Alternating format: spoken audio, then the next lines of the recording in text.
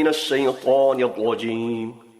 بسم الله الرحمن الرحيم. قال الملأ الذين استكبروا من قومه لنخرجنك يا شعيب والذين آمنوا معك من قريتنا أو لتعودن في ملتنا قال أولو كنا كارهين. قد افترينا على الله كذبا إن عدنا في ملتكم بعد إذ نجانا الله منها وما يكون لنا أن نعود فيها إلا أن يشاء الله ربنا وسع ربنا كل شيء علما. على الله توكلنا ربنا افتح بيننا وبين قومنا بالحق وأنت خير الفاتحين. وقال الملأ الذين كفروا من قومه لئن اتبعتم شعيبا إنكم إذا لخاسرون فأخذتهم الضجفة فأصبحوا في دارهم جاثمين. الذين كذبوا شعيبا كأن لم يغنوا فيها الذين كذبوا شعيبا كانوا هم الخاسرين. فتولى عنهم وقال يا قوم لقد أبلغتكم رسالات ربي ونصحت لكم فكيف آسى على قوم كافرين. وما أرسلنا في قرية من نبي إلا أخذنا أهلها بالبأساء والضراء لعلهم يضرعون ثم بدلنا مكان السيئة الحسنة حتى عفوا وقالوا قد مس آباءنا الضراء والسراء فأخذناهم بغتة وهم لا يشعرون. ولو أن أهل القرى آمنوا واتقوا لفتحنا عليهم بركات من السماء والأرض ولكن كذبوا فأخذناهم بما كانوا يكسبون. أفأمن أهل القرى أن يأتيهم بأسنا بياتا وهم نائمون أو أمن أهل القرى أن يأتيهم بأسنا ضحى وهم يلعبون أفأمنوا مكر الله فلا يأمن مكر الله إلا القوم الخاسرون. أولم يهد للذين يرثون الأرض من بعد أهلها أن لو نشاء أصبناهم بذنوبهم ونطبع على قلوبهم فهم لا يسمعون. تلك القرى نقص عليك من أنبائها ولقد جاءتهم رسلهم بالبينات فما كانوا ليؤمنوا بما كذبوا من قبل كذلك يطبع الله على قلوب الكافرين. وما وجدنا لأكثرهم من عهد وإن وجدنا أكثرهم لفاسقين. ثم بعثنا من بعدهم موسى بآياتنا إلى فرعون وملئه فظلموا بها فانظر كيف كان عاقبة المفسدين. وقال موسى يا فرعون إني رسول من رب العالمين حقيق على أن لا أقول على الله إلا الحق قد جئتكم ببينة من ربكم فأرسل معي بني إسرائيل. قال إن كنت جئت بآية فأت بها إن كنت من الصادقين. فألقى عصاه فإذا هي ثعبان مبين ونزع يده فإذا هي بيضاء للناظرين.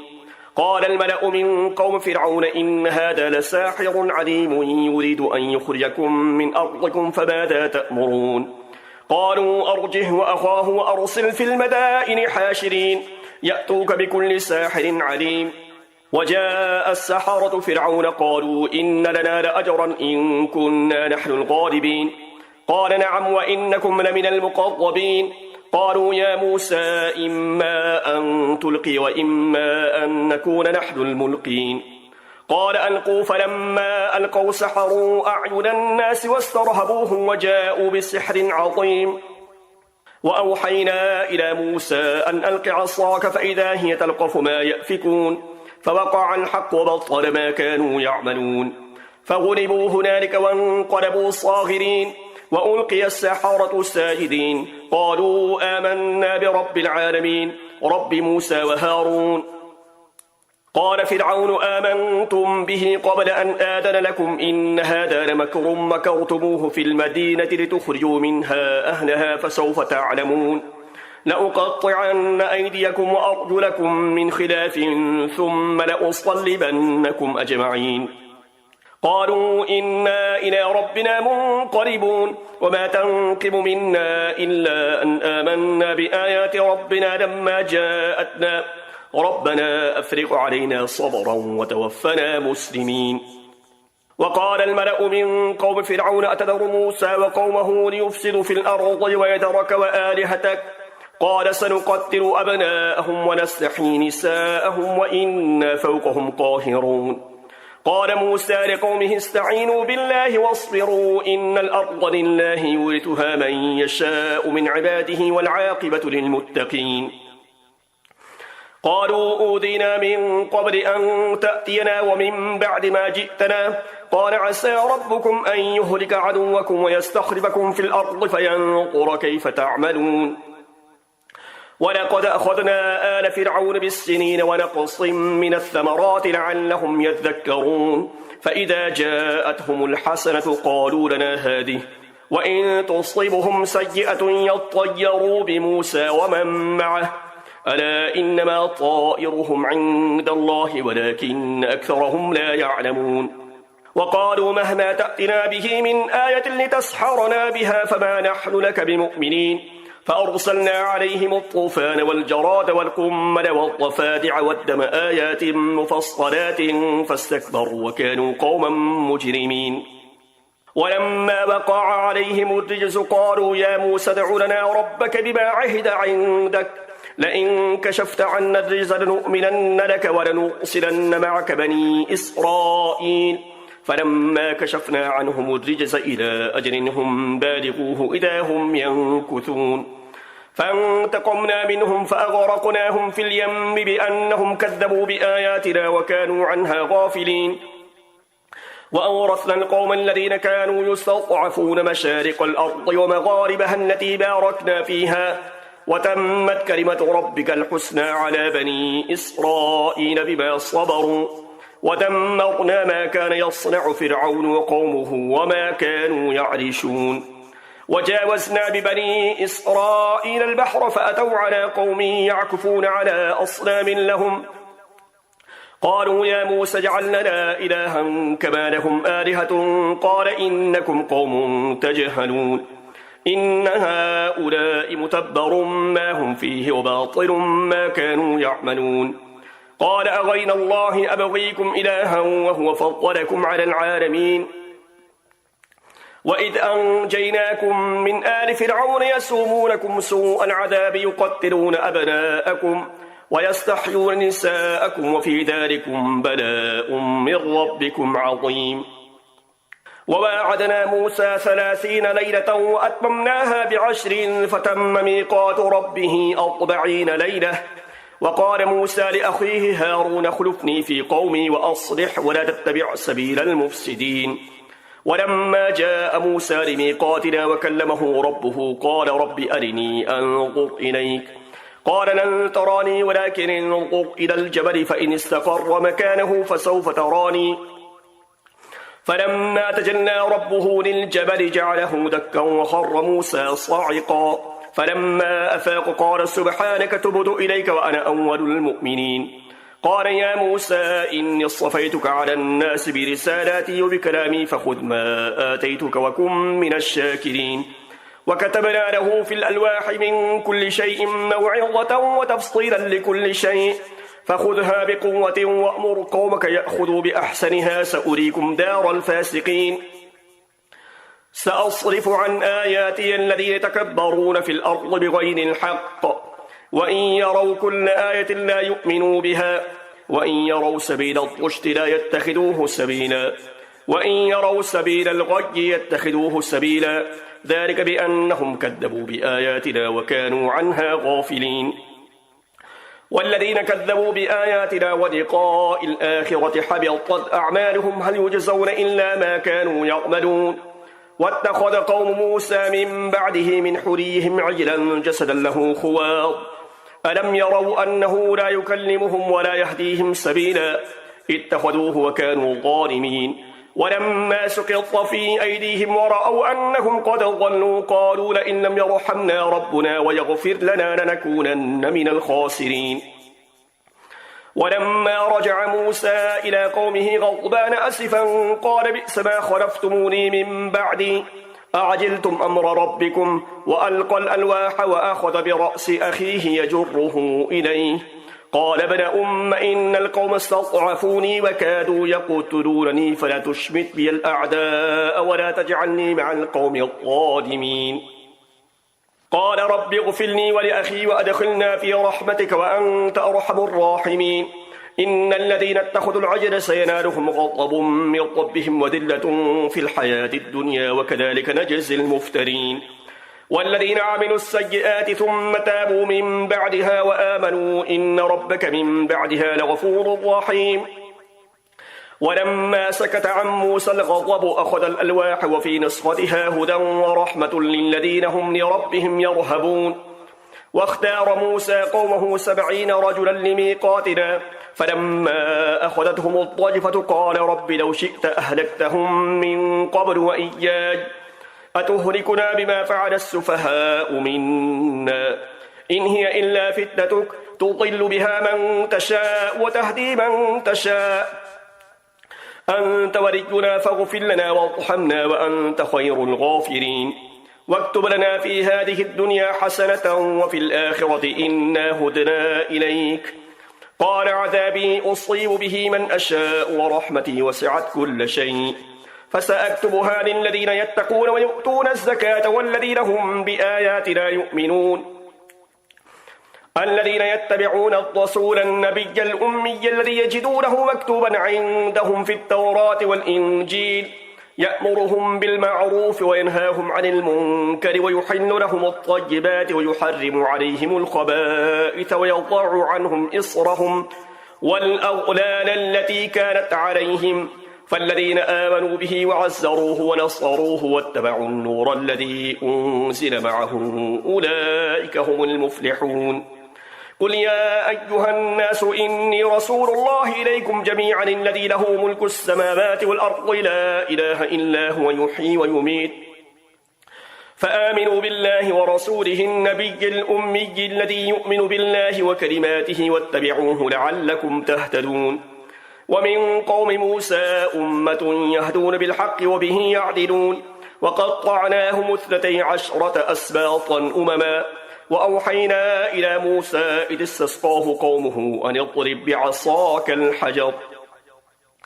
فانبجست منه 12 عينا قد علم كل أناس مشربهم وظللنا عليهم الغمام وأنزلنا عليهم المن والسلوى كلوا من طيبات ما رزقناكم وما ظلمونا ولكن كانوا أنفسهم يظلمون. وإن قيل لهم اسكنوا هذه القرية وكلوا منها حيث شئتم وقولوا حطة وادخلوا الباب سجدا نغفر لكم خطيئاتكم سنزيد المحسنين فبدل الذين ظلموا منهم قولا غير الذي قيل لهم فأرسلنا عليهم رجزا من السماء بما كانوا يظلمون. واسألهم عن القرية التي كانت حاضرة البحر إذ يعدون في السبت إذ تأتيهم حيتانهم يوم سبتهم شرعا ويوم لا يسبتون لا تأتيهم كذلك نبلوهم بما كانوا يفسقون. وإذ قالت أمة منهم لم تعظون قوما الله مهلكهم أو معذبهم عذابا شديدا قالوا معذرة إلى ربكم ولعلهم يتقون. فلما نسوا ما ذكروا به أنجينا الذين ينهون عن السوء وأخذنا الذين ظلموا بعذاب بئيس بما كانوا يفسقون. فلما عتوا عما نهوا عنه قلنا لهم كونوا قردة خاسئين. وإذ تأذن ربك ليبعثن عليهم إلى يوم القيامة من يسومهم سوء العذاب إن ربك لسريع العقاب وإنه لغفور رحيم.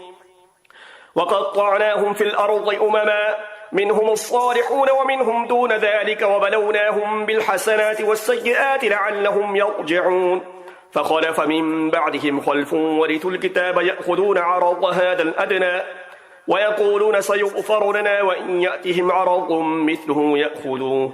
ألم يؤخذ عليهم ميثاق الكتاب أن لا يقولوا على الله إلا الحق ودرسوا ما فيه والدار الآخرة خير للذين يتقون أفلا تعقلون. والذين يمسكون بالكتاب وأقاموا الصلاة إنا لا نطيع أجر المصلحين. وإذ نتقنا الجبل فوقهم كأنه ظلة وظنوا أنه واقع بهم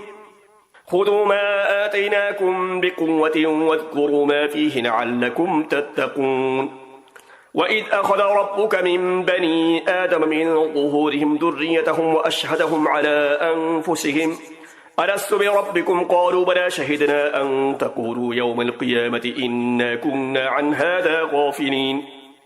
أو تقولوا إنما أشرك آباؤنا من قبل وكنا ذرية من بعدهم أفتهلكنا بما فعل المبطلون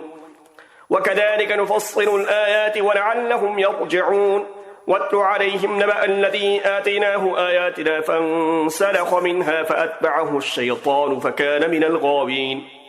ولو شئنا لرفعناه بها ولكنه أخلد إلى الأرض واتبع هواه فمثله كمثل الكلب إن تحمل عليه يلهث أو تتركه يلهث ذلك مثل القوم الذين كذبوا بآياتنا فقصص القصص لعلهم يتفكرون ساء مثلا القوم الذين كذبوا بآياتنا وأنفسهم كانوا يظلمون من يهد الله فهو المهتدي ومن يضلل فأولئك هم الخاسرون ولقد ذرأنا لجهنم كثيرا من الجن والإنس لهم قلوب لا يفقهون بها ولهم أعين لا يبصرون بها ولهم آذان لا يسمعون بها أولئك كالأنعام بل هم أضل أولئك هم الغافلون ولله الأسماء الحسنى فدعوه بها وذروا الذين يلحدون في أسمائه سيجزون ما كانوا يعملون وممن خلقنا أمة يهدون بالحق وبه يعدلون والذين كذبوا بآياتنا سنستدرجهم من حيث لا يعلمون وأملي لهم إن كيدي متين أولم يتفكروا ما بصاحبهم من جنة إن هو إلا نذير مبين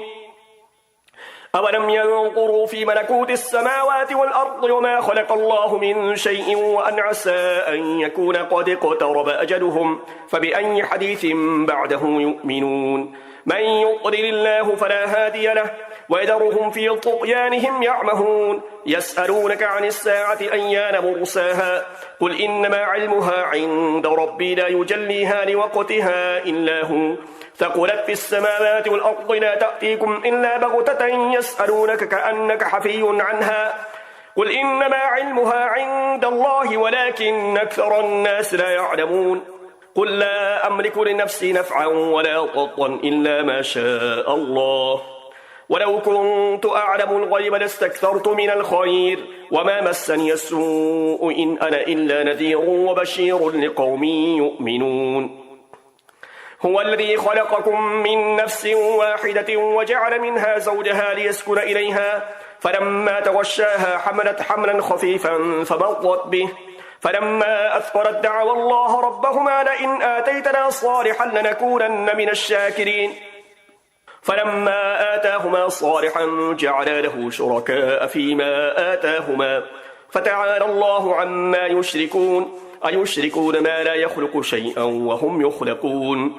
ولا يستطيعون لهم نصرا ولا أنفسهم ينصرون وإن تدعوهم إلى الهدى لا يتبعوكم سواء عليكم أدعوتموهم أم أنتم صامتون إن الذين تدعون من دون الله عباد أمثالكم فادعوهم فليستجيبوا لكم إن كنتم صادقين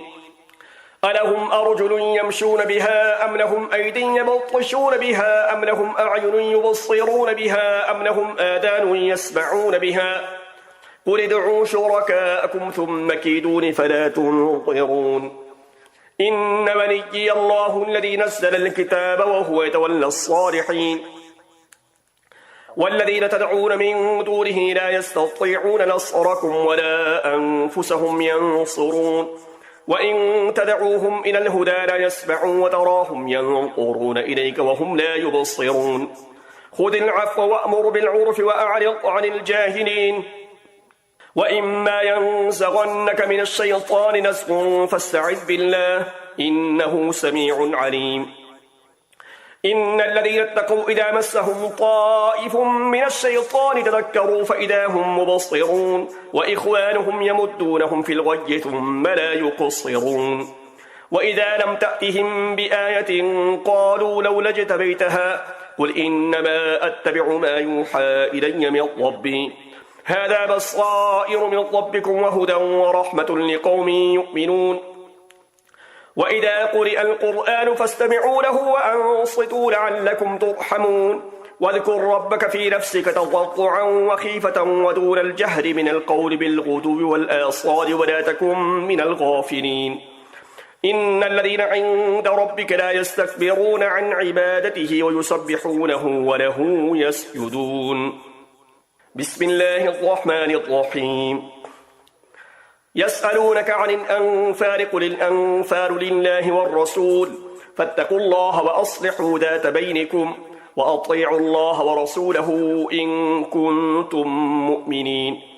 إنما المؤمنون الذين إذا ذكر الله وجلت قلوبهم وإذا تليت عليهم آياته زادتهم إيمانا وعلى ربهم يتوكلون الذين يقيمون الصلاة ومما رزقناهم ينفقون أولئك هم المؤمنون حقا لهم درجات عند ربهم ومغفرة ورزق كريم كما أخرجك ربك من بيتك بالحق وإن فريقا من المؤمنين لكارهون يجادلونك في الحق بعدما تبين كأنما يساقون إلى الموت وهم ينظرون وإذ يعدكم الله إحدى الطائفتين أنها لكم وتودون أن غير ذات الشوكة تكون لكم ويريد الله أن يحق الحق بكلماته ويقطع دابر الكافرين ليحق الحق ويبطل الباطل ولو كره المجرمون إذ تستغيثون ربكم فاستجاب لكم أني ممدكم ب1000 من الملائكة مردفين وما جعله الله إلا بشرى ولتطمئن به قلوبكم وما النصر إلا من عند الله إن الله عزيز حكيم إذ يغشيكم النعاس أمنة منه وينزل عليكم من السماء ماء يطهركم به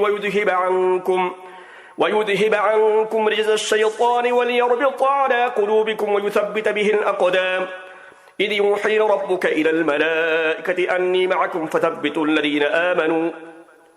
سألقي في قلوب الذين كفروا الرعب فاضربوا فوق الأعناق واضربوا منهم كل بنان ذلك بأنهم شاقوا الله ورسوله ومن يشاقق الله ورسوله فإن الله شديد العقاب ذلكم فذوقوه وأن للكافرين عذاب النار يا أيها الذين آمنوا إذا لقيتم الذين كفروا زحفا فلا تولوهم الأدبار ومن يولهم يومئذ دبره إلا متحرفا لقتال أو متحيزا إلى فئة فقد باء بغضب من الله ومأواه جهنم وبئس المصير فلم تقتلوهم ولكن الله قتلهم وما رميت إذ رميت ولكن الله رمى وليبلي المؤمنين منه بلاء حسنا إن الله سميع عليم ذلكم وأن الله موهن كيد الكافرين إن تستفتحوا فقد جاءكم الفتح وإن تنتهوا فهو خير لكم وإن تعودوا نعد ولن تغني عنكم فئتكم شيئا ولو كثرت وأن الله مع المؤمنين يا أيها الذين آمنوا أطيعوا الله ورسوله ولا تولوا عنه وأنتم تسمعون ولا تكونوا كالذين قالوا سمعنا وهم لا يسمعون إن شر الدواب عند الله الصم البكم الذين لا يعقلون ولو علم الله فيهم خيرا لأسمعهم ولو أسمعهم لتولوا وهم معرضون يا أيها الذين آمنوا استجيبوا لله وللرسول إذا دعاكم لما يحييكم واعلموا أن الله يحول بين المرء وقلبه وأنه إليه تحشرون واتقوا فتنة لا تصيبن الذين ظلموا منكم خاصة واعلموا أن الله شديد العقاب واذكروا إذ أنتم قليل مستضعفون في الأرض تخافون أن يتخطفكم الناس فآواكم وأيدكم بنصره ورزقكم من الطيبات لعلكم تشكرون يا أيها الذين آمنوا لا تخونوا الله والرسول وتخونوا أماناتكم وأنتم تعلمون واعلموا أنما أموالكم وأولادكم فتنة وأن الله عنده أجر عظيم. يا أيها الذين آمنوا إن تتقوا الله يجعل لكم فرقانا ويكفر عنكم سيئاتكم ويغفر لكم والله ذو الفضل العظيم. وإذ يمكر بك الذين كفروا ليثبتوك أو يقتلوك أو يخرجوك ويمكرون ويمكر الله والله خير الماكرين. وإذا تتلى عليهم آياتنا قالوا قد سمعنا لو نشاء لقلنا مثل هذا إن هذا إلا أساطير الأولين. وإذ قالوا اللهم إن كان هذا هو الحق من عندك فأمطر علينا حجارة من السماء أو ائتنا بعذاب أليم. وما كان الله ليعذبهم وأنت فيهم وما كان الله معذبهم وهم يستغفرون. وما لهم ألا يعذبهم الله وهم يصدون عن المسجد الحرام وما كانوا أولياءه إن أولياؤه إلا المتقون ولكن أكثرهم لا يعلمون. وما كان صلاتهم عند البيت إلا مكاء وتصدية فذوقوا العذاب بما كنتم تكفرون. إن الذين كفروا ينفقون أموالهم ليصدوا عن سبيل الله فسينفقونها ثم تكون عليهم حسرة ثم يغلبون والذين كفروا إلى جهنم يحشرون ليميز الله الخبيث من الطيب ويجعل الخبيث بعضه على بعض فيركمه جميعا فيجعله في جهنم أولئك هم الخاسرون. قل للذين كفروا إن ينتهوا يغفر لهم ما قد سلف وإن يعودوا فقد مضت سنة الأولين. وقاتلوهم حتى لا تكون فتنة ويكون الدين كله لله فإن انتهوا فإن الله بما يعملون بصير وإن تولوا فاعلموا أن الله مولاكم نعم المولى ونعم النصير. صدق الله العظيم. تاسو د قرآن کریم نهم سپاره واوریده په تاسو باندې یوه سجده واجب شوه.